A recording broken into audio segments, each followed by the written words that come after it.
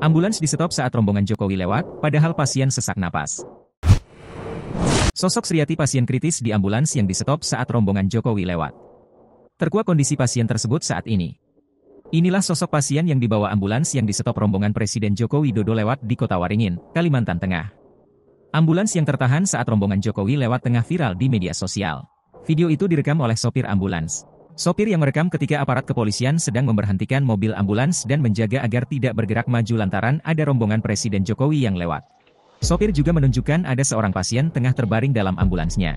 Anak Sriati, Rina mengatakan, ibunya dibawa menggunakan ambulans karena mengalami sakit sesak napas, darah tinggi, dan sakit lambung. Rina menyebutkan bahwa ibunya sudah mengalami sesak napas mulai pukul 10 waktu Indonesia Barat. Ia mengatakan bahwa yang memberhentikan dan meminta sirene dimatikan bukan rombongan Pas Pampres, melainkan petugas yang mengatur lalu lintas yang sedang menjaga jalur rombongan Jokowi lewat. Ia mengatakan bahwa saat kejadian sudah mengatakan bahwa ada pasien gawat darurat dalam ambulans tersebut. Lebih lanjut, dirinya mengatakan bahwa setelah diberitahu, ambulans yang membawa Sriati tetap diberhentikan oleh petugas tersebut. Kejadian ini terjadi di Kota Waringin Timur.